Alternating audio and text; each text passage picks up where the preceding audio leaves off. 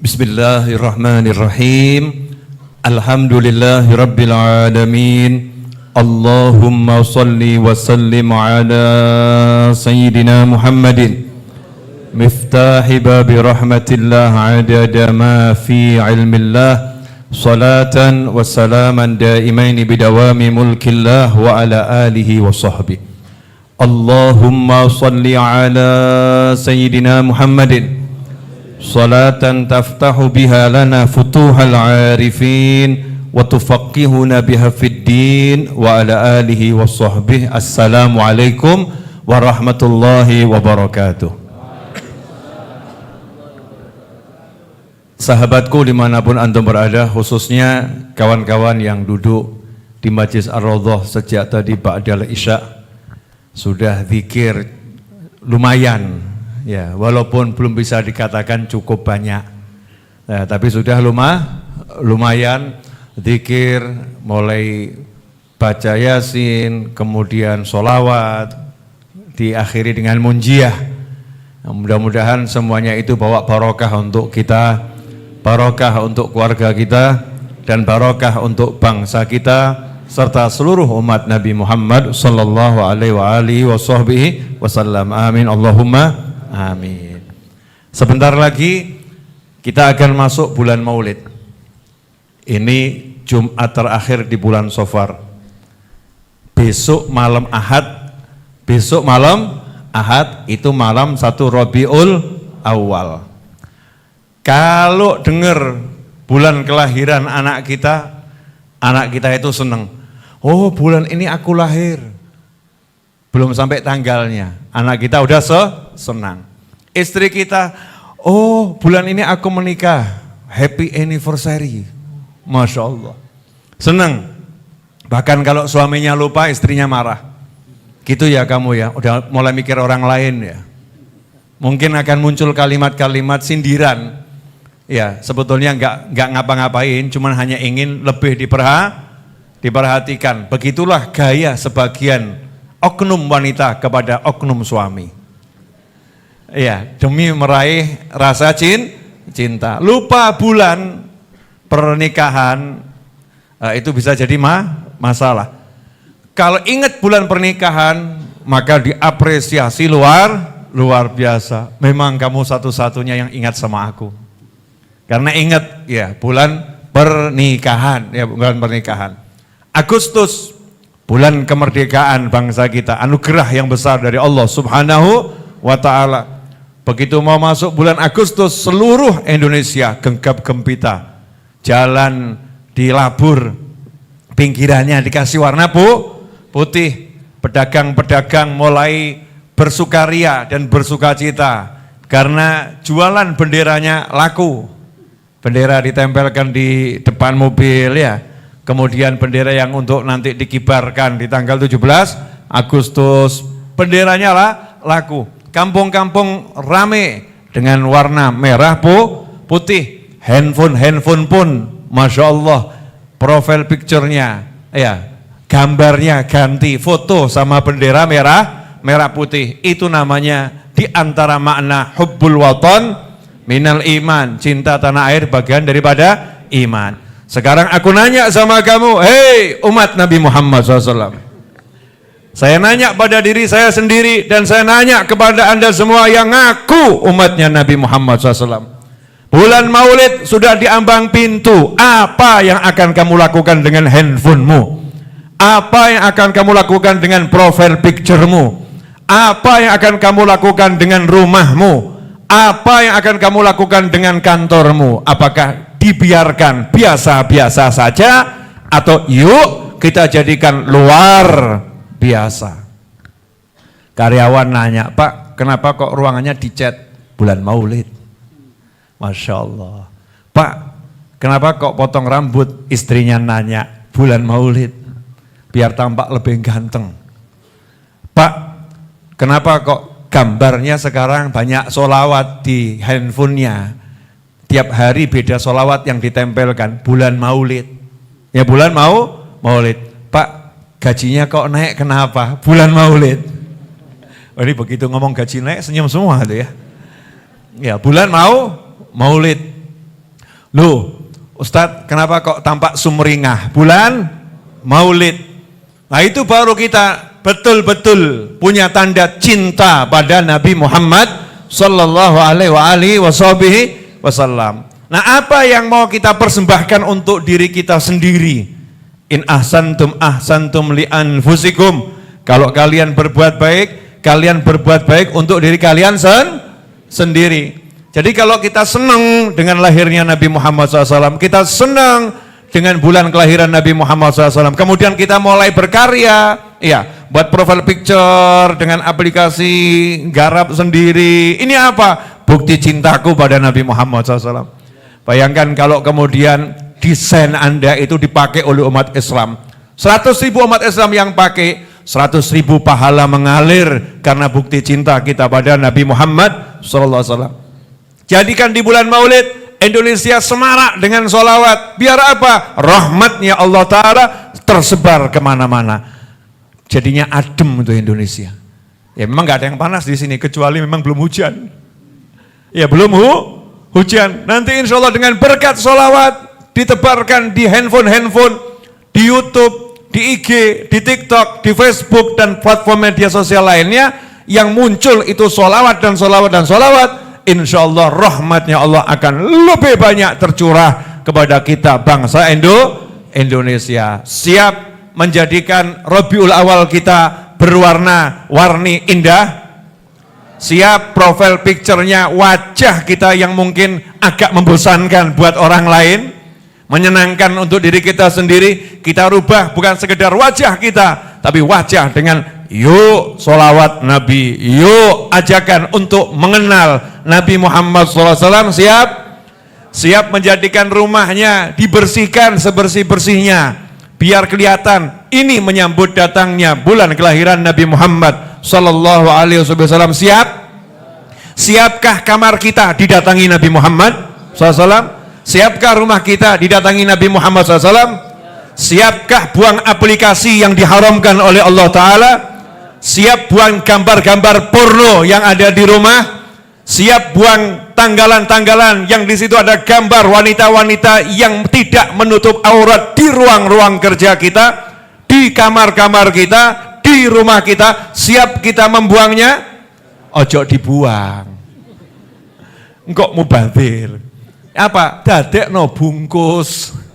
Ya, jadi manfaat. Ya dibuat bungkus. Bungkus apa? Ya dibuang, tapi buangnya itu bermartabat. Ya rojo, ya gak bermartabat juga loh ya. Paham maksud saya? 1 bulan ini kita belajar bersih-bersih rumah, bersih-bersih handphone. Cek handphone kita itu mungkin gak sengaja download gambar-gambar gak jelas. Mungkin gak sengaja download video yang enggak gimana yang ngomongnya ya? Gak beres gitu ya. Hapus. Nih bulan Maulid. Ya rodok sadar titik gitu. Nanti kalau istrinya nanya atau suaminya nanya, tumben kamu sadar. Alhamdulillah daripada enggak sadar. Lebih baik tumben sadar. Nyambut bulan Maulid Nabi Muhammad sallallahu alaihi wasallam. Alun-alun itu begitu bulan Maulid kita tahu ada sekaten. Ya karena apa? Nyambut bulan Maulid. Solo, Jogja ya. Nanti kalau 12 Rabiul Awal ada gunungan. Gunungan itu apa? Bagi-bagi hadiah gitu ya. Ada hadiah yang dibagi untuk masyarakat. Senang dengan kelahiran Nabi Muhammad sallallahu alaihi wasallam. Lah kok kita ini dingin-dingin saja bulan kelahiran Nabi? Begitu bulan kelahirannya, kamu enggak ingat sama ulang tahunku? Marah. Bulan kelahiran Nabi diingatkan temennya, coba itu profile picture-nya diganti-ganti sholawat, gak usah lebih, ya Allah. Gak usah terlalu, ya Allah. Kalau untuk cinta itu harus ditunjukkan. Coba kamu sama istrimu cinta biasa-biasa saja. Mas, kamu kok gak pernah merayu aku? Gak usah lebih. Coba berani ngomong gitu sama istrinya. Yang udah nikah coba angkat tangan. Ayo angkat tangan. Ayo yang udah nikah ngaku-ngaku. Walaupun sembunyi-sembunyi nikahnya ngaku. Masya Allah, yang udah nikah itu loh. Kalau misalnya istri yang ngomong, Mas, kamu kok nggak pernah merayu saya, berani nggak kamu ngomong, nggak usah lebay gitu? Berani nggak? Ini diamnya ini diam apa ini? Mau ngomong nggak berani nanti kelihatan cemen. Ya, ngomong berani ya nyatanya nggak berani. Kalau ada istri ngomong, Mas, kenapa kamu nggak pernah merayu aku? Jawabannya, apakah engkau tak merasa rayuanku selama ini? Mulai jurus rayu dikeluarkan. Bukankah aku tak pernah melihat yang lain karena tertutup oleh kecantikanmu? Masya Allah, kena palsu. Ya, jelas palsu, tapi nggak apa-apa. Itu namanya menyenangkan, itu namanya cinta. Kalau pada manusia biasa, kita disuruh menunjukkan dengan kata-kata yang luar biasa, maka tak ada kata aneh ketika seorang pecinta itu mengeluarkan karya sastra. Kalimat-kalimat indah muncul dari lisannya, mutiara-mutiara muncul dari lidahnya. Orang tidak mengatakan lebih, enggak. Orang mengatakan lagi jatuh cinta. Kalau pada manusia biasa seperti itu, lantas bagaimana cintamu pada Nabi Muhammad SAW? Makanya muncul ulama-ulama buat syair-syair cinta sama Rasulullah SAW. Ada Burdah, ada Barzanji, ada Simtud Duror, ya, dan lain sebagainya. Para ulama buat syair-syair dan karya sastra yang menunjukkan cinta pada Nabi Muhammad sallallahu alaihi wasallam. Nah, saya ngajak antum semua yang gampang-gampang saja, bersih-bersih handphone dan rumah.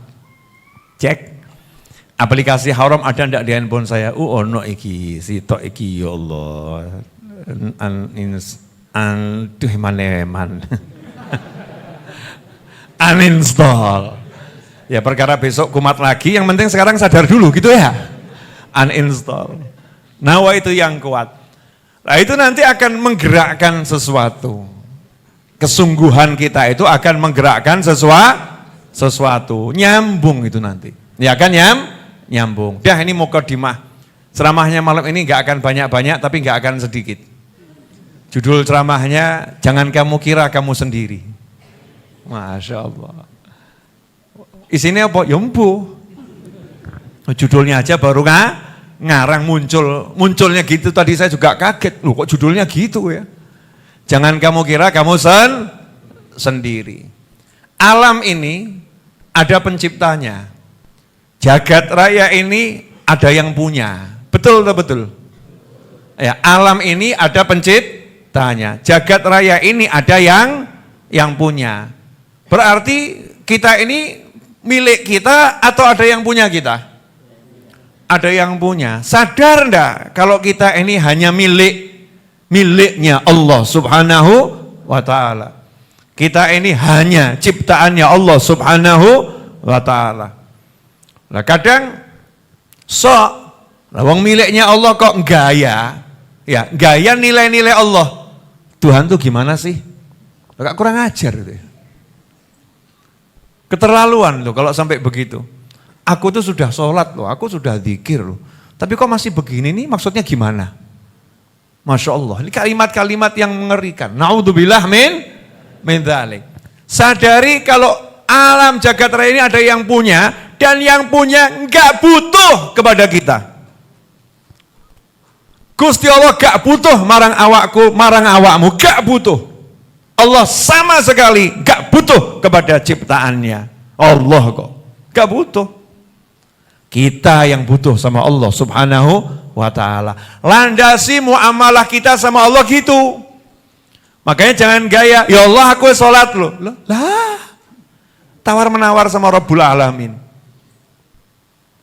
Allah gak butuh sama sholat kita. Allah gak butuh sama puasa kita. Allah gak butuh sama haji kita, Allah enggak butuh sama zikir kita, Allah enggak butuh sama doa kita, Allah enggak butuh sama apapun yang kita lakukan. Plus Allah enggak butuh. Kenapa? Tuhan. Oh Tuhan tuh ya harus ada azamahnya, kebesarannya. Ya Tuhan itu harus maha berkuasa, maha memiliki, maha memaksa, maha mampu, maha menundukkan, maha menaklukkan. Maka syaratnya untuk kita hidup ini enak, nomor satu, nyerah dulu sama yang punya. Nyerah dulu sama Allah Ta'ala. Nyerah sama Allah. Gusti, ya Allah, aku bukan siapa-siapa dan aku nggak bisa apa-apa. Sendiko dawuh, selesai. Nurut. Saya siap nurut. Nggak usah nuntut macam-macam.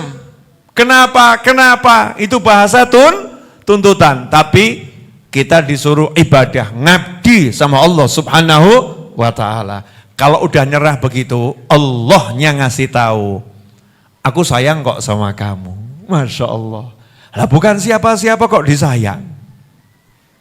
Ya, bukan siapa-siapa kok ditawari. Bukan siapa-siapa ditawari. Kamu pengen sesuatu? Pengen ya Allah, minta sama aku. Cuman bahasa mintanya udah lain. Bahasa minta yang orang paham. Gak bisa maksa Allah. Bahasa minta orang yang butuh. Moga-moga Allahnya bermurah. Bahasa minta orang yang betul-betul tahu. Gak ada yang bisa mewujudkan permintaanku. Siapapun gak ada. Hanya Allah yang bisa mewujudkan permintaanku. Gak ada solusi lain. Gak ada jalan lain. Gak ada metode lain. Gak ada penolong lain. Gak ada upaya lain. Gak ada yang bisa mewujudkan apa yang kita mau. Kecuali Allah. Itu makna la ilaha illallah. Di antara maknanya itu. Kalau udah begitu enak hidupnya itu. Asyik. Allahu Akbar. Enggak gaya. Aku sholat kok. Enggak. Ya Allah. Ya, tolong terima sholatnya. Namanya hamba ya. Tolong terima sholatnya. Makasih ya Allah. Sudah dikasih kekuatan bisa sholat. Rampung sholat. Astagfirullah ya Allah. Maafkan tadi sholatnya belum baik. Setelah itu merayu Allah minta. Ya Allah tolong maafkan, ya Allah tolong ampuni, ya Allah tolong berkuin jaluk, ya Allah tolong fulus. Boleh. Allahumma duit ya Allah. Nah ya nak fulus lah duit tuh ya. Nah bisa ngasih duit siapa? Allah. Usaha itu nggak bisa menghasilkan apapun. Ini perlu diingatkan miliaran kali. Usahamu model apapun nggak akan menghasilkan apapun tanpa izin Allah Subhanahu wa Ta'ala. Itu keyakinan umat Islam. Itu keyakinan umat Nabi Muhammad SAW. Siapa yang meyakini usahanya bisa menghasilkan tanpa izin Allah, berarti dia meyakini ada Tuhan selain Allah. Nah, kalau Tuhannya Allah ya, yang bisa mewujudkan hanya Allah. Nah Allahnya nyuruh, ya udah kamu usaha aja, usaha. Usaha itu salah satu bentuk merayu Allah Subhanahu wa Ta'ala. Sopo ngerti berkat usaha ini Allah meridhoi terus dikei. Kan begitu ya? Siapa tahu. Jadi semua usaha jalankan dalam wujud merayu Allah Subhanahu wa Ta'ala. Jangan pamer. Aku wis ngene kok ngene ya. Aku udah begini kok begini ya. Nah itu seperti yang kadang WA sama saya itu mungkin belum paham ilmunya ya. Ya, kadang nggak jelas WA-nya. Habib, saya kan sudah sholawat itu, tapi semakin banyak sholawat kok hidup saya semakin susah. Ini kalimatnya sebetulnya kan gersulo ya, berkeluh kesah gitu. Ini cara pandang yang salah. Harusnya kan ngomong, Habib alhamdulillah walaupun hidupku semakin susah tapi aku banyak sholawat. Harusnya kan begitu ya. Tapi ini enggak, sholawatnya disalahkan gitu. Sholawatnya disalahkan, kemudian hidupnya disalahkan. Sebetulnya enggak ada loh kalimat hidup susah tuh enggak ada loh. Yang ada kitanya yang susah sama hidup. Ayo, ini rodok mumet nih.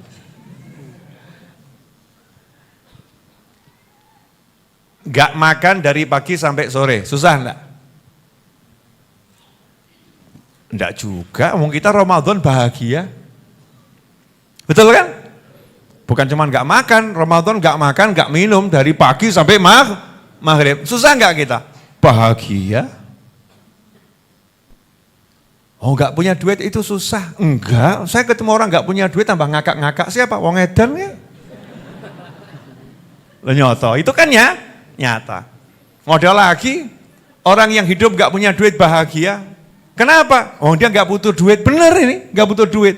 Sebab yang dia inginkan sudah ada di depan matanya. Nyangkul dia, bercocok tanam. Makannya apa? Pagi makan kates, kebunnya banyak kates. Butuh beras, hasil panen 2 bulan yang lalu masih cukup untuk 5 bulan. Kompor, nggak butuh gas, ada kayu bakar. Ketika kita nawari butuh duit, jawabannya, lah duitnya buat apa? Untuk diobong tak Pak? Saya di sini nggak butuh duit. Jadi susah itu nggak ada susah. Yang ada kitanya yang susah sama hidup, bukan hidupnya susah. Maka biar nggak susah, sesuaikan hidupmu dengan susahmu, enak mesti. Ya contoh saya nih, sudah contoh paling gampang. Boleh saya cerita pengalaman sedikit? Mata saya ini kan sering kelihatan merah itu ya, merah itu. Ini kalau nggak dijelaskan dan saya bukan penceramah, kalau saya bukan penceramah, mungkin orang bisa suudzon mungkin ya, lihat Bapak itu kok matanya sering merah ya, apa memang dia suka minum khamr ya? Ya kan? Bisa enggak orang berpikir begitu? Lah untung kan ketutup baju putih kopiahan gitu kan ya. Oh mungkin ini habis nangis banyak doa kan gitu. Ketutupan baju putih kopiahan dikira banyak doa. Coba kalau saya pakai pakaian-pakaian yang enggak jelas, yang enggak dikenal sebagai seorang penceramah, mata saya merah gitu, muka agak kesel. Orang apa? Katanya mendem gitu. Kan bisa jadi seperti itu. Mata saya ini merah karena mata saya ini punya keistimewaan yang jarang orang punya. Apa keistimewaannya? Otot-otot saya ini di sekitar mata kerjanya lebih giat daripada ototnya orang lain. Jadi saya pernah ke dokter mata beberapa puluh tahun yang lalu. Ya puluh tahun ya, umur saya sudah 48 kan. Itu waktu masih saya 25 ya, sudah berarti kan udah 23 tahun yang lalu. Saya ke dokter itu, dokter mata, karena mata ini perihnya luar biasa. Ditetesi obat, bentar hilang perihnya, perih lagi. Disarankan sama teman-teman ke dokter mata gitu. Ya saya ini paling berdoa semoga enggak ke dokter gitu. Ya semoga enggak ke dokter. Tapi kalau dokter mata kan kelihatannya ya mata gitu kan ya. Organ luar, enggak apa-apa lah ke dokter mata. Selesai diperiksa, dokternya bilang, selamat Pak. Selamat gimana? Bapak termasuk orang langka di dunia. Wah cara ngomongnya bagus banget gitu ya. Oh makasih atas ucapan selamatnya. Maksudnya langka di dunia bagaimana? Otot Bapak ini punya kerja lebih giat dari ototnya orang lain Pak. Terlampau bersemangat otot matanya. Otot matanya terlampau bersemangat. Karena dia bersemangat kerja, akhirnya dia itu produksi daging Pak. Ya produksi daging. Di putihnya mata Bapak itu dia produksi daging. Karena dia produksi daging, nah itulah yang menyebabkan iritasi. Karena dagingnya itu tumbuh terus kecil-kecil entah berapa berapa mili gitu ya. Dia tumbuh terus sehingga itu menyebabkan rasa perih. Terus saya nanya, obatnya gimana? Dan enggak ditetesi, jangan Pak, boros. Baik betul dokternya, saya beli obat tetes mata enggak boleh. Boros. Karena ini cuma menghilangkan beberapa saat. Setelah obatnya hilang, perihnya datang lagi. Karena itu perihnya bukan dari kena kotoran, memang dari dalam, dari dagingnya itu. Oh begitu, iya. Nah terus pantangannya apa? Gampang Pak. Satu, nggak boleh kena sinar matahari langsung. Ya Allah, ke Dracula aku ya. Nggak boleh kena sinar matahari langsung. Dua, jangan kena AC. Kena AC. Tiga, jangan kena angin. Saya dengar kalimat itu mulai mikir, urip ning ndi aku ya? Saya harus hidup di mana? Kena AC, iritasi, kena angin, iritasi, kena cahaya matahari, iritasi. Dok, solusinya apa? Dan resikonya apa? Menurut ilmu yang saya pelajari sampai hari ini loh Pak ya, nanti ke depan saya nggak tahu. Sampai hari ini tidak ada obatnya, belum ada obatnya. Oh begitu, dioperasi nggak bisa, bisa dioperasi tapi dia akan produksi terus. Nah setelah Bapak dioperasi nanti dia kerjanya lebih giat lagi, karena merasa tertantang dia. Ya, akan kerjanya lebih giat lagi, sehingga beberapa bulan sudah akan tumbuh, yang diambil itu akan kembali dan menjalar lebih cepat. Oh, resikonya apa? Aman kok Pak, ini kan dia di putih nih, nah dia bergerak ke arah hitam. Nanti kalau udah dagingnya sampai yang di hitam itu Pak, ya udah itulah resikonya. Apa itu Dok? Ya cuman gak bisa lihat dunia, jadi gelap semuanya. Maksudnya tunanetra, iya.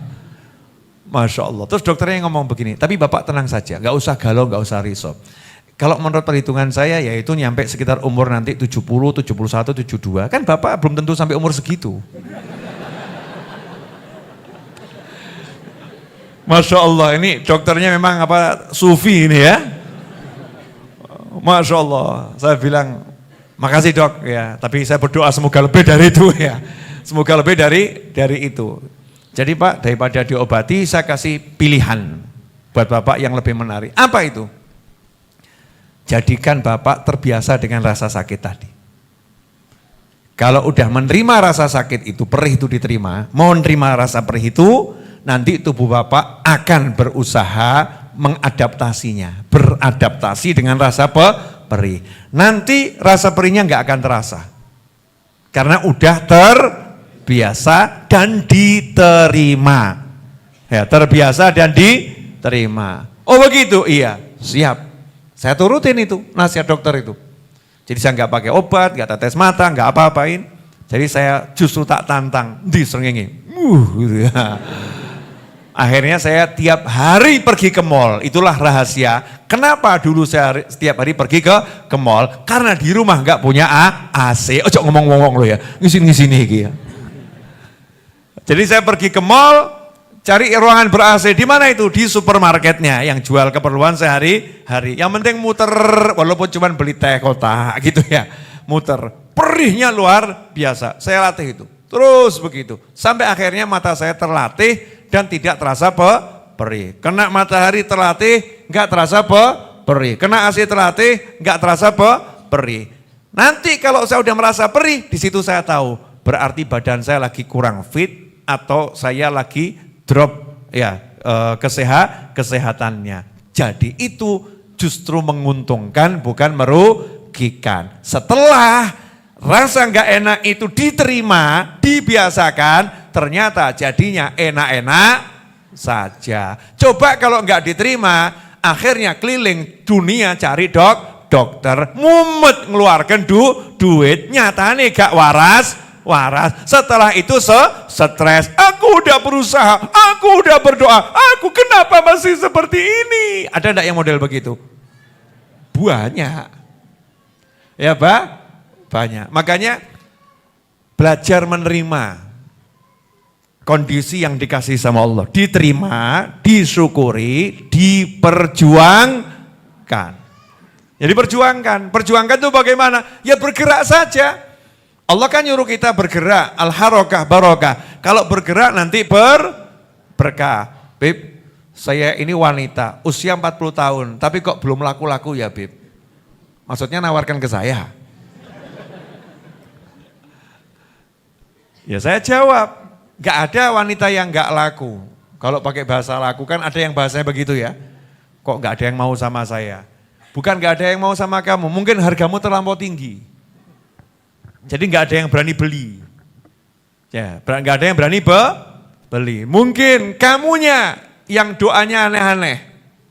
Doa aneh-aneh bagaimana Bib? Ya mungkin kamu doanya begini kan, ya Allah saya minta suami seperti Habib Novel. Ya kira doa aneh-aneh. Ya Allah saya minta suami seperti Gus Baha. Saya minta suami seperti Habib Jindan. Saya minta suami seperti Habib Syekh. saya minta suami seperti Gus Ekdam, wangel. Itu permintaan banyak, stoknya sudah lewat. Ya mungkin ada produk-produk baru, ada ya. Tapi yang seperti ini kan sudah lewat. Makanya kok gak dapat, ganti doamu. Ganti bagaimana? Ya Allah, beri aku suami yang bisa menyenangkan dunia akhirat. Selesai. Jadi begitu ketemu pria melamar, oh, kelihatannya ini jodohku. Enggak dibanding-banding loh. Kok gak mirip Habib Syekh ya? Coret. Kok gak mirip Gus Fulan ya? Coret. Wah, Mas, sudah itu repot itu. Itu yang membuat susah. Susah adalah dirinya sendiri. Paham maksudnya ya? Kiai, Habib, Ustadz, kenapa kok saya tidak bisa dapat duit banyak? Loh, dongo toh. Kenapa saya tidak bisa dapat duit banyak? Dongo atau enggak dongo nih? Dongo. Saya jawab, kamu tuh sudah dapat duit banyak cuman enggak pernah sadar. Gimana tuh Ustadz dapat duit banyak enggak sadar? Coba diingat-ingat. Kamu dalam setahun sakitnya berapa kali? Alhamdulillah enggak pernah sakit. Lah ya wes. Tonggomu tontonan itu. Tonggomu yang di pojok sana itu setahun masuk rumah sakit 20 kali.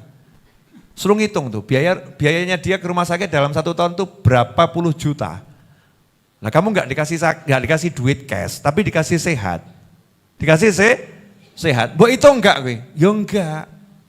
Lah ya kan kurang ajar kamu. Dikasih nikmat kok enggak kamu hitung. Pemasukan enggak dihitung ya. Cuman pengeluaran toh yang dihitung ini. Saya kok keluarnya sekian, terus pemasukan yang dihitung tuh cuman gaji. Lah padahal gaji itu kan cuman angka duit, betul ya? Sementara yang masuk ke kita kan bukan cuman gaji.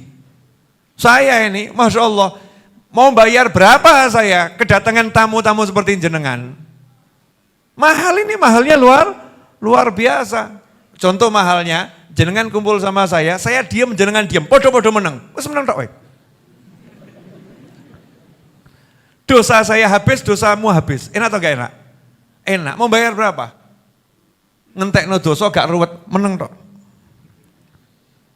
Dosanya habis. Karena muslim berkumpul dalam kebaikan. Masya Allah. Ini kan anugerah yang luar biasa. Kadang kita ngitungnya cuma angka duit yang masuk. Tapi gak mikir. Punya istri yang baik, punya suami yang baik, punya anak yang baik, punya tetangga yang menyenangkan. Lu tonggo tuh kalau enggak menyenangkan seksa lu. Bu, kalau kamu punya tetangga anti duren. Sementara kamu pencinta duren. Iya. Kamu makan durian, belum sempat buang sampah ke tempat pembuangan sampah. Kamu buang di depan rumah di bak sampah itu. Kira-kira tetangga komplain enggak itu? Ini kalau bisa kalau makan durian langsung dibuang. Loh kenapa? Saya pusing mencium aromanya. Padahal tiap hari Anda harus makan durian. Pertanyaan saya, kalau tetangganya model begitu pusing atau enggak pusing? Dua-duanya pusing. Yang satu kok enggak punya perasaan ya tiap hari makan durian. Yang satu kok enggak punya perasaan ya enggak bisa toleransi sama orang yang suka durian. Mumet. Tapi kalau tetangganya baik, walaupun terganggu dengan aroma durian, yang penting tetanggaku senang. Aku sedikit menderita enggak jadi masalah. Besoknya ditanyai, suka durian mas? Suka. Pergi yang enggak suka durian ini, pergi belikan durian tetangganya. Masya Allah, nyoh. Ya, dibelikan durian yang mahal, rasanya enak, tak beraroma. Oh iya, semangatnya semangat sugih deh. Sepenting aku enggak terganggu. Yang di sini bahagia, yang di sini bahagia. Tapi ini tetangga yang langka, saudara-saudara. Ya tetangga yang langka. Makanya kalau punya tetangga model begitu kan rezekinya luar biasa. Jadi rezeki itu jangan cuma dihitung angka yang masuk dari gaji. Banyaknya luar biasa. Mulai ngitung itu loh. Apa ini? Saya punya apa? Saya punya apa? Saya punya apa? Saya punya apa? Saya punya apa? Oh, saya punya ini, punya ini, punya ini, punya ini, punya ini, punya ini, punya ini, punya. Gak punya apa? Gak punya 1, 2, 3. Alah, cuman gak punya itu aja kok dipikirin. Bu, boleh saya nanya Bu? Tapi gak enak dikit Bu. Boleh ya Bu ya? Punya suami? Rata-rata punya ya itu ya. Nah, yang di rumah. Punya suami? Punya. Pernah enggak duduk sama janda? Bu, pernah enggak punya teman janda? Apa keluhannya? Pengen punya suami. Jadi janda tidak enak, betul? Jadi janda tuh enggak enak. Beruntung kamu punya suami. Nah kadang-kadang kamu batin, raro hawakmu. Kamu gak tahu rasanya. Beruntung kamu sudah sendiri. Ya, gak ada suami yang ngatur, gak ada suami yang ini, gak ada suami. Yang satu, beruntung kamu punya suami. Kan begitu. Nah ini kadang-kadang kita ini gak mensyukuri yang dimiliki.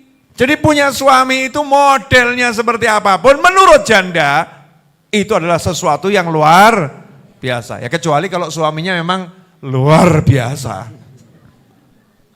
Paham ya? Tapi kan kebanyakan suami kan enggak luar biasa kan enggak. Itu kan kasus-kasus tertentu. Ya kasus-kasus tertentu.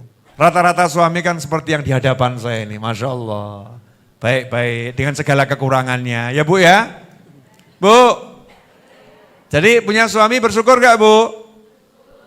Oke, karena itu kalau suaminya gak punya duit, loh, poinnya di sini. Kalau suaminya gak punya duit, itu gak jadi masalah. Lawang judulnya hanya gak punya duit, tapi punya suami. Daripada dia punya duit tapi nggak punya suami. Oke Bu Ibu? Oke itu. Nah para suami, kamu punya istri, tadi udah angkat tangan semua punya istri, betul ya? Jadi kamu kalau nggak punya duit gak usah bingung. Kenapa? Lawang istrimu udah bilang kok, yang penting punya suami. Paham? Oh istrimu udah begitu baik kok. Maka kamu ngomong, aku nggak punya duit, tapi aku punya kamu sayang. Masya Allah. Apalah artinya duit tanpa dirimu? Betul kan ya? Tanpa duit aku akan hidup, yang penting bersamamu. Tapi kalau aku punya duit tanpa dirimu, apalah artinya hidup ini? Jelas ngapusi. Tapi gak apa-apa, itu indahnya rumah tangga. Harus begitu, memang harus begitu. Kalau konsep hidup kita udah begini enak. Terus kita sadar semuanya punyanya Allah. Nah karena semua punyanya Allah itu jadinya gampang. Karena semua punyanya Allah. Saya ada perlu sama jenengan, jenengan punyanya Allah. Daripada repot ngadepin jenengan, tak laporkan ke Allah, selesai. Ya Allah, tuh yang di pojok ruwet. Lapor aja sama yang punya, betul kan ya? Tolong jadikan gak ruwet lagi. Caranya terserah engkau ya Allah, ojo ngono. Ya caranya yang baik-baik ya Allah, lemah lembut, jadikan dia gak ruwet lagi. Laporkan ke Allah. Temennya ngomong, gimana yang di pojok? Masih ruwet. Ah gak usah dipikirin, kenapa? Saya udah laporan sama dekengani pusat. Wah, beres, ya toh ya? Oh dekengani pusat, udah laporan ke pusat, selesai, aman. Ini Gus Ekdam ini membuat bahasa saya kacau saudara-saudara. Jadi berubah jadi dekengane pusat. Alhamdulillah. Jelas di situ. Saya suka kalau ada anak muda ya bisa berhasil, manfaat untuk umat ya. Ilmunya Masya Allah, ahli sholawat, ahli maulid. Kalimatnya kalau cakep ya saya pakai. Bener itu kalimat bagus. Udah dekengane pusat kok mumet kan ruwet jeneng menungso nih. Udah punya Allah Subhanahu wa ta'ala. Nah, karena semua itu miliknya Allah jadinya gampang. Allahnya bilang, jalu otakei. Enak toh? Jalu otakei. Ud'uni astajib lakum. Wah, asyik. Makanya sejarahnya orang soleh itu enggak pernah ruwet. Asyik tok, seperti kisahnya Imam Ahmad bin Hambal tuh, rahimahullah. Beliau masuk satu masjid, ada beberapa riwayat, tapi kalau yang saya ketahui masuk Masjid Nabawi, ya masuk Masjid Nabawi. Di situ beliau karena nggak ada teman, nggak punya tempat tinggal di Madinah, akhirnya mau istirahat di masjid. Ya jangan samakan dengan kita. Kalau kita kan istirahat di masjid, al-turu wal ngileru. Itu kalau kita.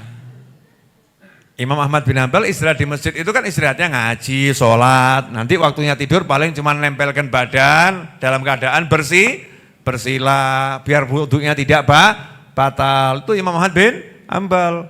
Kalau tuh harus tidur, ya tidurnya cuma paling berapa menit, senderan tidur. Kalau kita masuk masjid memang delosor. Ya, delosor, ngorok ya, sehingga yang sholat pun terganggu. Belum resiko najis yang kita timbulkan. Jadi jangan disamakan ya. Kalau kita belajar itu harus menurut kondisinya masing-masing. Imam Ahmad bin Hambal karena nggak punya teman ya akhirnya istirahat di masjid. Lah masjidnya ada SOP, nggak boleh orang tidur di situ. Menurut riwayat Masjid Nabawi, ada yang bilang masjid di Syam sana ya, di Suriah. Sama penjaga masjid diusir. Mau ngapain kamu? Istirahat di sini, nggak boleh. Masjid bukan tempat tidur, bukan hotel, bukan penginapan. Keluar. Saya nggak punya teman di sini. Kalau saya keluar terus saya mau bermalam di mana? Bukan urusanku, itu urusanmu. Semua orang yang nggak punya tempat tinggal ngakunya begitu. Kasar nih kalimatnya penjaga masjid, seret. Diseret bener tuh, Imam Ahmad bin Hambal diseret. Dulu kan belum ada media sosial ya, jadi wajah orang itu nggak dikenal, diseret. Dan Imam Ahmad bin Hambal ya nggak mau ngaku-ngaku, kamu nggak tahu siapa aku. Aku Ahmad bin Hambal, wah, ojo nyeret-nyeret aku kualat gue engko. Nggak ada begitu. Satar nafsah. Orang-orang soleh itu suka menyembunyikan dirinya. Diseret gitu ya diterima, ikhlas diseret. Sampai di luar ada tukang, ada orang jual roti ya, yang ahli buat roti. Lihat kok penjaga masjid nyeret orang tua keluar dari masjid, dikasih tahu, hati-hati jangan kasar gitu. Biarkan dia istirahat di masjid ini. Gak bisa, masjid bukan rumahnya Allah. Loh tapi kan dia tamu kita, wong dari jauh. Tamu kita, ya kalau di rumah saya tamu saya, masjid rumahnya Allah bukan rumah saya, nggak bisa saya terima tamu di masjid. Wah, penjaganya ya memang alim juga ya, jawabnya cerdas gitu. Tutup pintu, jebret, pintu masjid ditutup. Imam Ahmad bin Hambal di luar masih dalam keadaan baru bangun dari diseret, dihampiri sama yang jual roti tadi, dihampiri. Terus yang jual roti nanya, kamu punya keluarga di sini? Enggak punya, saya musafir. Ya sudah, tinggal saja ya di rumah saya. Sederhana, tapi insya Allah cukup buat kita berdua. Jazakumullah khairan. Diajak ke rumahnya penjual roti. Singkat cerita, malam penjual rotinya ternyata enggak tidur. Tapi sholat tahajud. Dan kalau buat roti sambil zikir. Ada berapa riwayat yang mengatakan subhanallah, alhamdulillah, wa la ilaha illallah, wallahu akbar, astagfirullah, wa la hawla wa la quwata illa billah. Kemudian kalau doa diawali astagfirullah minta, astagfirullah doa. Akhirnya Imam Ahmad bin Hambal lihat penjual roti ini kok soleh ya, dan zikirnya juga unik. Maka ditanya, kamu kalau doa kok selalu astagfirullah minta, ya Allah, ya astagfirullah aku minta rumah, misalnya begitu ya, astagfirullah aku minta ini, astagfirullah, diulangi begitu terus. Maka dijawab sama penjual roti tadi, saya ini udah pakai metode ini dari dulu sampai sekarang, udah puluhan tahun pakai metode semacam ini, tidak ada doa saya yang ditolak sama Allah Ta'ala. Semua saya minta apapun dikasih sama Allah Ta'ala, kecuali satu. Sampai sekarang itu yang belum dikasih, semuanya udah dikasih, kecuali satu hal. Apa yang belum dikasih? Saya itu minta ketemu Imam Ahmad bin Hambal. Saya tuh minta sama Allah ketemu Imam Ahmad bin Hambal. Saya mau terima kasih karena saya dapat ilmu dari beliau. Cuman kok nggak pernah ketemu orangnya. Maka saya minta dipertemukan. Kok sampai sekarang saya belum dikasih. Imam Ahmad pun langsung meneteskan air mata sambil mengatakan, wallahi demi Allah wahai saudaraku, semua permintaanmu sudah diberi sama Allah Ta'ala. Lu kok bisa begitu? Aku Ahmad bin Hambal. Saking sayangnya Allah sama kamu minta itu dikasih, saya didatangkan ke Madinah dan saya dikeluarkan dari masjid, diseret, disampaikan ke hadapanmu dalam keadaan diseret. Paham maksudnya?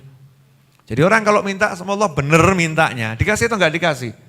Dikasih, gampang itu. Minta sama Allah itu hal yang paling mudah. Tapi kadang kita ini kalah mental, kena mental bahasa orang sekarang ya. Kena mental dia. Minder itu bahasa Jawa ya. Bahasa Indonesianya kena mental. Kena mental alias minder. Kena mental dia. Mau minta sama Allah kok kena mental. Aneh tuh ya. Oh saya model begini apa dikasih. Kalau yang minta Habib, Yai, Ustadz ya dikasih. Kalau saya kan. Lawang setan ki njaluk dikei kok. Masuk awakmu mbek setan apik setan. Setan, iblis minta dikasih. Lah emang yang bisa ngasih siapa? Yang bisa ngasih siapa? Allah, hanya Allah yang bisa ngasih. Jadi kalau mau minta model kita seperti apapun minta sama siapa? Sama Allah. Jangan takut minta sama Allah. Allah seneng gitu. Tapi mintalah. Tapi kalau udah minta jangan ngerasani. Aku njaluk pira kayak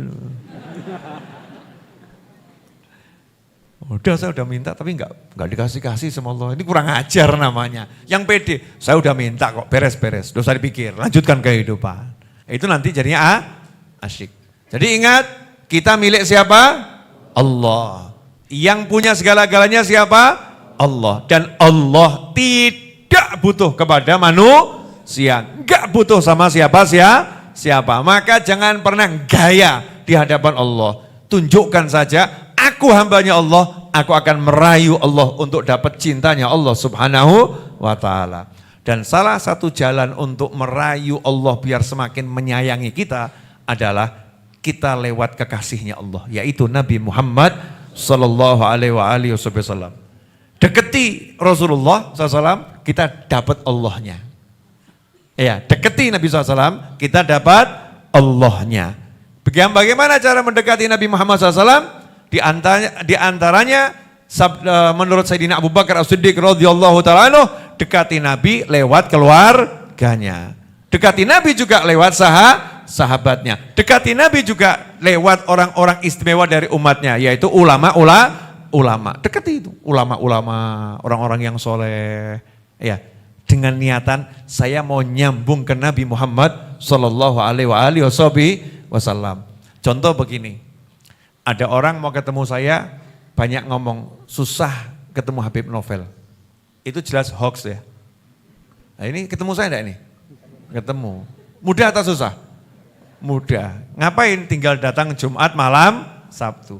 Kalau Jumatan khotibnya saya. Jadi kalau mau ketemu saya gampang enggak? Gampang. Tinggal Jumatan di sini ketemu saya. Yang repot itu ya saya ketemu dia. Bukan dia ketemu saya. Kenapa? Karena setiap kali dia mau ketemu saya disuruh menyesuaikan dengan jadwalnya. Paham? Kamu datang hari Jumat, oh enggak bisa. Saya tuh bisanya hari Selasa. Berarti saya suruh menyesuaikan sama jadwal dia. Berarti yang susah ketemu siapa? Yang susah ketemu saya siapa? Ya saya susah ketemu dia. Bukan dia susah ketemu saya. Betul? Oke. Jembatannya gimana? Biar gampang, biar jadinya gampang. Kenal saja sama salah satu anak-anak yang tinggal di sini. Kenal Mas Ucup, kenal nih Mas Iis ini, Ustaz Iis ya.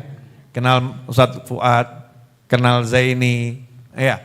Kenal misalnya ya Mas Wahid, kenal Mas Seto. Kenal sama Mas Seto, duduk ngobrol Mas Seto, ngopi sama Mas Seto. Mas Seto, saya tuh kepengen ketemu Habib tuh enaknya kapan ya? Oh ntar saya kasih tahu kalau pas enaknya kapan gitu. Mas Seto ngobrol sama saya, Bib itu kemarin saya ketemu satu orang ngopi bareng. pengen ketemu Habib itu enaknya kapan? Jadinya ketemu enggak ketemu? Ketemu. Gampang enggak ketemunya? Gampang. Kenapa? Karena dia mendekati orang yang biasa ngobrol sama saya. Betul? Nah, yang paling banyak dapat rahmatnya Allah, sumbernya rahmatnya Allah, itu Nabi Muhammad Sallallahu Alaihi Wasallam. Dan itu selama-lamanya. Ya, selama-lamanya. Maka kalau kita pengen dapat rahmat yang banyak, karunia yang banyak dari Allah Ta'ala, ya kita lewatnya Nabi Muhammad SAW. Nah, yang dekat sama Nabi siapa? Keluarganya, sahabatnya, sama para ulama. Al-ulama warathatul anbiya. Ya sudah, tak dekati saja ulamanya sambil kita ngomong begini. Siapa tahu pas saya dekat-dekat ulama ini, ulamanya pas lagi dipandang sama Nabi Muhammad SAW. Selesai kan katut ya. Gambarannya begini loh. Saya lagi ngobrol sama anak saya, ya. Kemudian kok jenengan ada di samping saya, ada di samping saya. Kebetulan misalnya ya, Buya Yahya tiba-tiba video call saya. Kangen misal gitu ya, video call gitu. Jenengan ada di samping saya, pasti saya ngomong, iya nih saya lagi dengan Fulan. Akhirnya Fulan lihat Buya Yahya. Betul ya? Gara-gara apa itu? Ada di samping saya. Begitulah kalau kita lagi dekat sama orang-orang soleh, dekat sama ulama. Ulama itu dipandang Nabi Muhammad SAW, yang di sebelahnya katut. Yang di sekitarnya katut. Nah ini mumpung bulan Maulid, ya malam Ahad ini bulan Maulid. Rencanakan itu dekat sama tempat-tempat yang kira-kira dilihat oleh Nabi Muhammad SAW. Ya Rasulullah akan lihat tuh orang baca maulid itu dilihat sama Nabi Muhammad SAW. Orang duduk baca sholawat dilihat sama Nabi Muhammad SAW.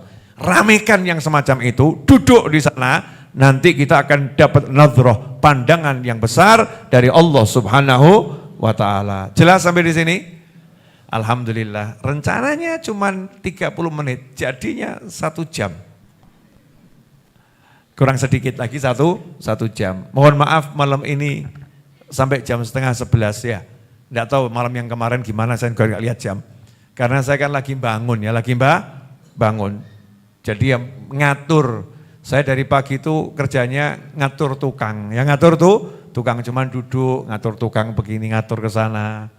Dan mengatur gimana caranya ini agar pembiayaan pembangunannya tetap jalan lancar. Agar pelunasan tanahnya juga jalan lancar, karena harus diangsur terus sampai lunas.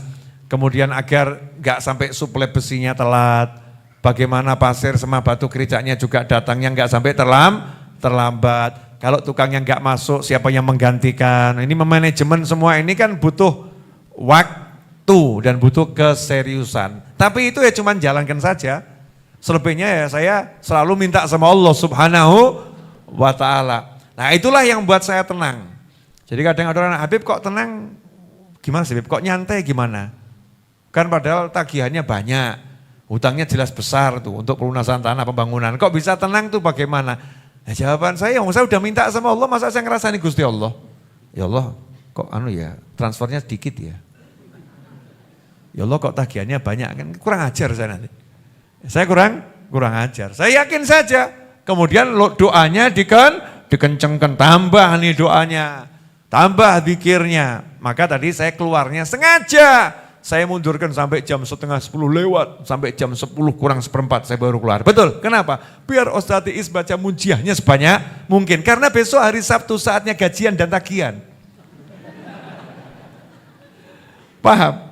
Besok itu hari Sabtu, gajian tukang ya di atas 20 juta, tagihan material selain yang sudah lewat, itu tagihan material itu di atas 200 juta, besok itu harus dibayar. Lah kalau kondisinya memang ya begitu, maka tingkatkanlah mujahadah. Mintanya ke langit semakin kenceng. Saya kasih gambaran begini. Ini penutup ya. Ini gambaran kebanyakan nanti kamu jadi pinter kan repot saya. Boleh ya, gambaran boleh. Orang main sepak bola, ini paling gampang ini contoh sepak bola. 3-0. Dia 0, lawannya 3. Kalau mau seri kan harus 3-3 ya. Udah babak kedua, waktu kurang 5 menit. Kalau pemain sepak bola yang sejati, 5 menit itu bisa mencetak 20 gol di kepalanya itu. Enggak ada kalimat begini, apa yang bisa kulakukan dengan 5 menit? Mana mungkin dalam 5 menit bisa ngejar ketinggalan 3-0. Enggak ada itu mental pemain sepak bola. Kalau saya punya pemain sepak bola mentalnya begitu, saya keluarkan dari lapangan. Kenapa? Ini yang buat perjuangan kalah. Oh belum nendang sudah takut gak bisa gol. Betul ya? Belum nendang sudah takut gak bisa gol. Yang model begini gak boleh jadi tim saya. Out, ganti yang lain. Tim saya mengatakan, jangan khawatir Pak, walaupun tersisa 5 detik kita bisa mencetak 10 gol. Ngimpi memang. Ya memang mimpi, tapi kan mimpinya semangat, optimis, bagus, kan begitu. Maka pemain-pemain sejati coba lihat, begitu jamnya semakin mepet, mainnya semakin kenceng, mainnya semakin bagus, iramanya, serangannya semakin ditingkatkan. Kalau pemain sepak bola yang udah mau kalah saja, kalah, mendekati batas waktu, dia semakin kenceng mainnya, lah kamu ngejar Allah nggak mungkin kalah. Kok kelihatannya rezekinya agak seret, bukannya kamu tingkatkan zikir dan doamu, tambah kamu semakin seret doa dan zikirmu, kurang mandi gitu. Kurang hasil kelihatannya. Ya, berarti ini pola pikir orang-orang yang harus kita keluarkan dari tim ini, bahaya itu. Bisa membuat satu tim itu rusak, nggak bisa menang nanti. Maka semangat kita, kalau memang butuhnya semakin banyak, income-nya masih belum nambah, saldonya berkurang banyak, berarti perjuangannya harus ditingkatkan. Bukan mengeluh, kok kayak gini. Enggak. Itu baru namanya temannya Mas Novel. Ya, temannya Mas Novel harus punya semangat yang luar biasa. Jangan semangatnya tadi itu, belum nendang sudah takut enggak gol. Enggak boleh itu. Ya, semangatnya harus semangat pencetak gol, semangat juara. Begitu pula kalau dalam hidup ini banyak dosa, sama. Tinggal ngomong aja sama setan yang bisikin. Setan, pertandingan belum berakhir. Sekarang kamu mencetak 3, aku 0. Tapi berapa menit lagi aku akan buat miliaran gol, menyingkirkan 3 golmu tadi. Semangat. Pertandingan belum berakhir. Kapan pertandingan berakhir? Kalau kita sudah dipanggil Allah lewat malaikat Israel alaihi salam. Itu baru pertandingan berakhir. Pertandingan masih berjalan ya. Bersemangatlah untuk mengejar ketertinggalan dan menyusul dengan kemenangan. Begitulah mentalnya orang yang iman sama Allah Subhanahu wa ta'ala. Mudah-mudahan yang sedikit ini barokah dan manfaat. Belum selesai.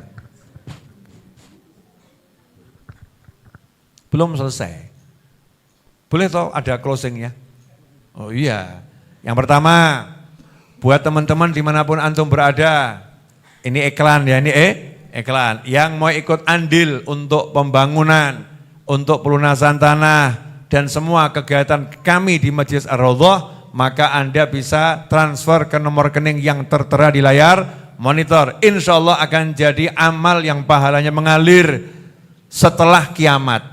Bukan ila yaumil qiyamah, yang pahalanya mengalir setelah kiamat abadi selama-lamanya. Insya Allah bawa manfaat untuk diri, keluarga, orang tua, anak, pasangan hidup, sahabat, dan umat Nabi Muhammad sallallahu alaihi wasallam.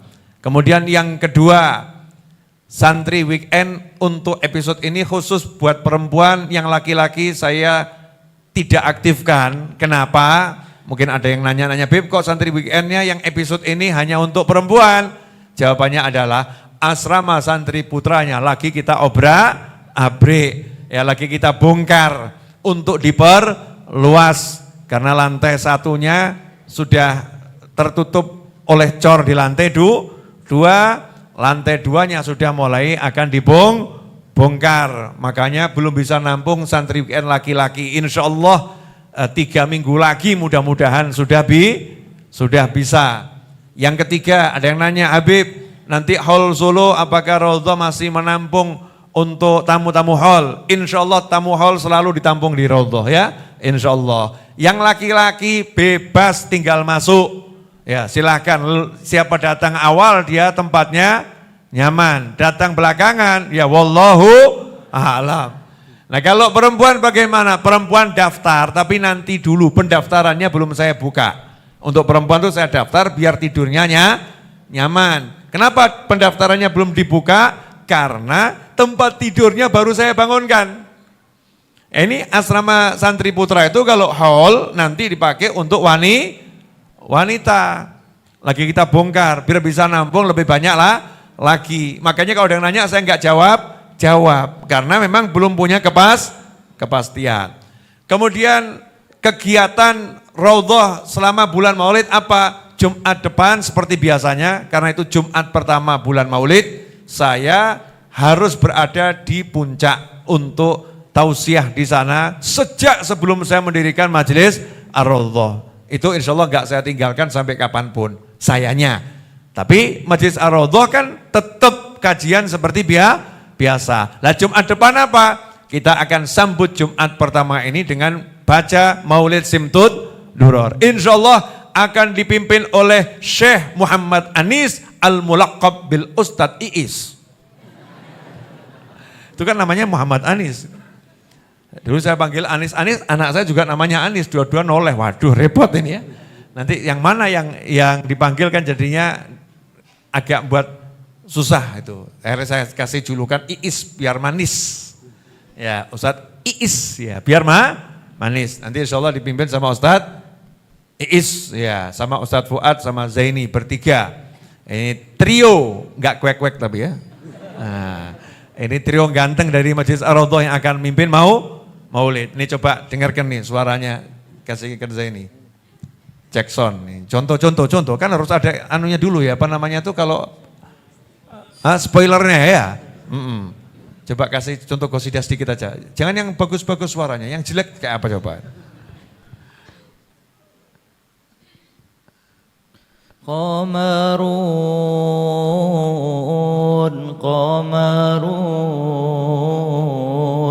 Qamarun sidnan nabi qamarun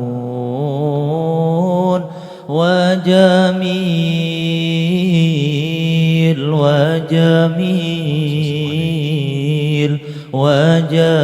sidnan nabi wa jamil. Udah cukup, spoiler jangan banyak-banyak. Gimana, oke enggak? Masya Allah kan ya? Coba satu Fuad sama satu Is, duet. Komarun juga, Komarun. Ya beda tipis.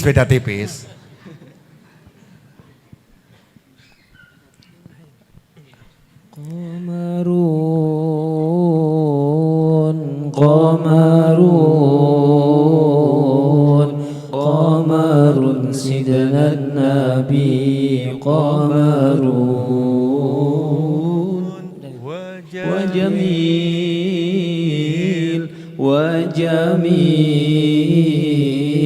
wa jamil sidnan nabi wa jamil. Gimana? Oke ya? Oke, coba sekarang jamaahnya coba kita cek juga. Oh iya. 1, 2, 3, bismillah.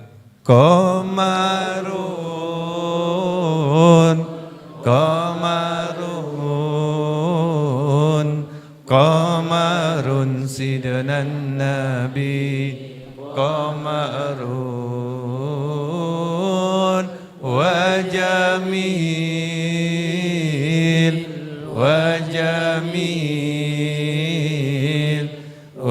jamil sidnan nabi wa jamil. Masya Allah, jamaahnya lebih merdu suaranya ya. Kalau jamaah kan yang jelek ketutup. Itulah the power of jamaah. Maka kalau suara kita memang tengah-tengah, cari jamaah berapa orang gitu, jadinya kan ketutup ya. Ustadz sama Fuad suruh gabung karena kalau satu-satu nanti kelihatan bedanya sama yang di pojok tadi. Kalau digabung ya bisa saling mendukung. Jadi insya Allah nanti trio ganteng ini akan mimpin maulid Jumat yang akan datang, insya Allah. Saya sama Habib Muhammad akan tugas di puncak, berdua dengan Habib Muhammad bin Husain Al-Habsyi, insya Allah. Nah terus, maulid akbar Majelis Ar-Raudhah kapan? Catat nih ya, maulid akbarnya adalah ketika Jumat Kliwon seperti biasanya. Kalau saya nggak salah itu Jumat 6 Oktober. Kalau enggak salah, saya belum cek jadwal ya, Jumat 6 Oktober. Nanti akan saya buatkan flyernya. Itu usahakan nanti masing-masing bawa temennya, satu orang bawa 5 bis gitu ya. Ya niatnya gitu loh ya. Oh, baru niat aja udah keder repot ini. Belum nendang sudah takut gak gol. Iya, belum nendang udah takut gak gol. Satu orang bawa 5 bis insya Allah. Ya walaupun bisnya bis-bisan gitu ya. Ngantongi, Bib sudah Bib bawa 5 bis itu kan. Semangatnya dulu yang penting semangatnya. Kita pengen nanti Maulid Akbar Majelis Ar-Raudhah, majelis ini betul-betul penuh dengan orang yang sholawat pada Nabi Muhammad SAW. Ya saya pengen ya kita ikut andil menambah rahmat tersebar di Indonesia. Ikut andil membuat dunia ini dapat guyuran rahmat yang besar dari Allah Subhanahu wa taala. Maka ya ajak orang sebanyak mungkin. Maulid. Nyantai seneng-seneng ya. Nah, terus ya insyaallah nanti saya akan tampilkan ketika maulid itu ya. Maulid itu Zafin di sini ya, Zafin. Setiap pagi kami di sini senam Zafin. Tahu Zafin ya? Ya, senam Zafin itu. Itu Zafin itu kan seni tari, ya. Tapi sekarang kita jadikan senam, olahraganya itu di Raudhah senam Zafin. Nah, nanti kita akan tampilkan bagaimana relawan-relawan Raudhah itu kalau senam Zafin yang gali pondasi ya. Yang jaga pos, ya, terus kemudian yang jaga parkir. Ternyata gemulai saudara-saudara. Ya gemulai. Kita akan tampilkan itu waktu Maulid Akbar. Entah tampilnya di sini atau nanti di depan sana saya buatkan panggung gitu ya. Kita semua nonton tuh bagaimana timnya Raudhah tuh. Masya Allah, menari gemulai. Kita akan jadikan senam Zafin, tarian Zafin ini jadi sesuatu yang menyenangkan ya, menyenangkan. Dan jadi gayanya anak muda muslim. Ya gayanya anak muda muslim. Biar senamnya enggak niru yang aneh-aneh, tapi niru yang sudah mendarah daging di Nusantara. Dengan berbagai macam bentuknya ya di Nusantara. Insya Allah itu jadi sesuatu yang baik. Yang terakhir saya minta satu doa ya untuk nenek buyutnya sahabat saya ya. Yang ini kalau enggak salah sudah 1000 hari wafatnya 2 tahun berarti apa? 700 hari kurang lebih ya.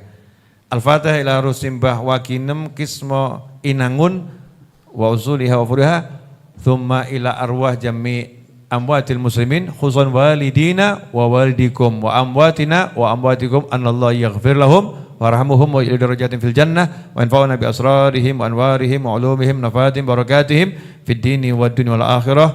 Thumma ila ruh ibunya Mas Muhammad Rizki Akbar dan juga ayah dan ibunya antum semuanya di alam barzah sana yang sudah meninggal dunia, diberi tempat yang penuh keindahan oleh Allah Ta'ala, diletakkan ruhnya bersama para nabi, para siddiqin, para syuhada dan para sholihin, dan kita semua dijadikan yang hidup ini orang-orang yang dapat keberkahan dari orang-orang yang sudah meninggal dunia. Ala hadiniyah wa ala kunnatin sholihatin jami'an nafi'ah wa ala man habuna ali wa ila hadratin nabi sallallahu alaihi wasallam. Al-Fatihah. A'udzu billahi minasyaitonir rajim. Bismillahirrahmanirrahim. Alhamdulillahi rabbil alamin arrahmanirrahim maliki yaumiddin. Iyyaka na'budu wa iyyaka nasta'in. Ihdinas siratal mustaqim. Siratal ladzina an'amta 'alaihim ghairil maghdubi 'alaihim waladdallin. Amin. Pengumuman terakhir ya. Insyaallah hari Ahad jam 9.30 sampai jam 11.30 pagi saya selenggarakan kajian online berbayar Rp300.000 dengan tema tangan Nabi, kajian online ini bersifat berbayar Rp300.000. Hasil daripada kajian ini digunakan sepenuhnya insya Allah untuk ikut andil pelunasan tanah, kemudian pembangunan, serta berbagai macam kegiatan Majelis Ar-Raudhah. Maka siapa yang ingin ikut kajian online berbayar Rp300.000, daftar langsung ke nomor WhatsApp saya. Ya, daftar langsung ke nomor WhatsApp saya 0811 2822 001 0811 2822 001. Kalau susah menghafal nomornya, ketik saja di kolom pencarian browser handphone Anda atau internet Anda www.wa.habibnovel.com atau WA, langsung ketik wa.habibnovel.com wa.habibnovel.com. Itu kalau diklik langsung nyambung ke nomor WhatsApp saya. Nah, daftar di sana langsung saya yang jawab, bukan admin ya, langsung saya yang jawab. Jadi nomor 0811 2822 001 itu nomor pribadi saya dan saya langsung yang mengelola, saya yang jawab. Jadi nggak perlu nanya lagi, ini betul Habib Novel, ini beneran nih Habib ini ya. Ini bukan admin gitu ya. Masa mau video call, repot kalau video call semua ya. Makanya yang video call saya reject, yang telepon saya reject, yang WA saya layani ya. Yang WA saya layani, itu betul-betul saya, bukan orang lain. Nomor saya yang lama akan saya nonaktifkan, yang belakangnya 916 itu akan saya nonaktifkan karena tidak bisa digunakan untuk WhatsApp bisnis. Sementara saya harus pakai WhatsApp bisnis untuk mengelola kegiatan di Majelis Ar-Raudhah ini. Karena itu siapa yang mau ikut kajian online berbayar Rp300.000 dengan tema Tangan Nabi, daftarkan sekarang juga lewat wa.habibnovel.com atau 0811 2822 001. Dengan ikut kajian online ini, maka Anda telah ikut andil dalam pelunasan tanah, pembangunan asrama santri, perluasan majelis gedung pertemuan, dan berbagai kegiatan Majelis Ar-Raudhah lainnya. Insya Allah berkah dan manfaat untuk semuanya. Jazakumullah khairan. Mari kita tutup dengan doa yang biasa kita baca. Ya Nabi salam alaika, Ya Rasul salam alaika.